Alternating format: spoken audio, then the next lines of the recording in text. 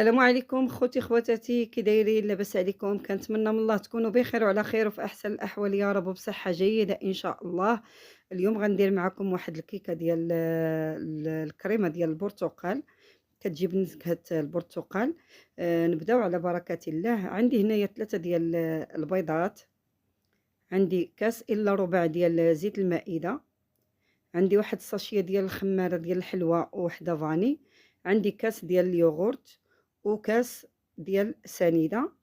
عندي كذلك بالنسبه للكريمه عندي 2 كيسان ديال عصير البرتقال مع 4 ديال المعالق ديال النشا و4 ديال المعالق ديال السكر. وعندي كذلك قشور ديال البرتقال اللي معسلاهم انا من قبل. وعندي الدقيق اللي غادي ياخذ الكيكه، خدات معايا 3 ديال الكيسان ديال الدقيق، قل معلقه تقريبا. وبالنسبه للصوره ما واضحش فيها، عندي هنايا قشره ديال البرتقال نسيت ما حطيتهاش مع المقادير. عندي قشره ديال البرتقال محكوكه حتى هي غادي نضيفها في الكيك.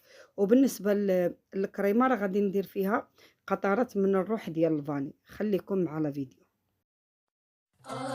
يا ليلى وصلت على نبي، يا ليلى وصلت على نبي، اذكر الله وانت ماشي، يا ليلى وصلت على نبي، ولا تلهيك الصلاة، يا ليلى وصلت على نبي، باش تحيي القلب الرشيد، يا ليلى وصلت على نبي، وبذكري الجلالات، يا ليلى وصلت على نبي، نجم التوانسات، يا ليلى وصلت على نبي، على دار السبيل، يا ليلى وصلت على نبي، قالوا لي في الشوارع، يا ليلى وصلت على نبي،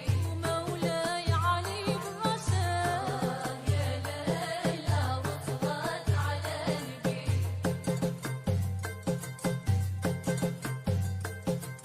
يوم الحد خرج السراب نادي، يوم الحد خرج السراب نادي، واللي يلقاني يزاودني بالنية، يلقاني يزاودني بالنية.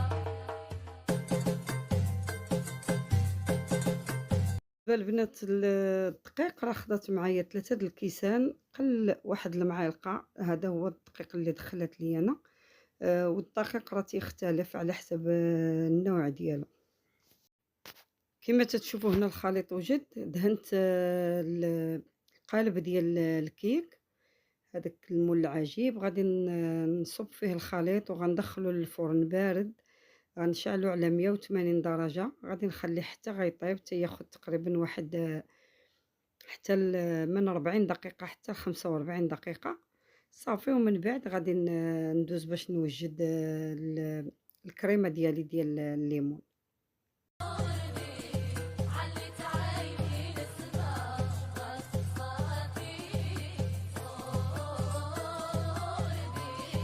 عرجو يا سيدي وضاو عليا، عرجو يا سيدي وضاو عليا. كما كتشوفوا خديت هنا واحد الكاسرونه، درت فيها 2 كيسان ديال عصير البرتقال اللي عندي، غنضيف عليها واحد 4 ديال المعالق ديال السكر، ما بين 3 حتى ل 4 ديال المعالق. المهم كل واحد تتبقى الحلاوه على حسب الذوق ديال كل واحد. وكذلك غادي نضيف عليهم واحد الساشي ديال الفاني ما ذكرتهاش معاكم، او قطرات من الفاني صافي. وغادي نضيف ديك النشا ديالي المايزينا، 4 ديال المعالق ديال المايزينا اللي عندي، غنخلطهم حتى غادي تذوب ديك المايزينا مع البرتقال. غنردهم على نار مهيله مع التحريك حتى كتوجد ليا الكريمه، يعني حتى كتعقد لا كريم ديالي.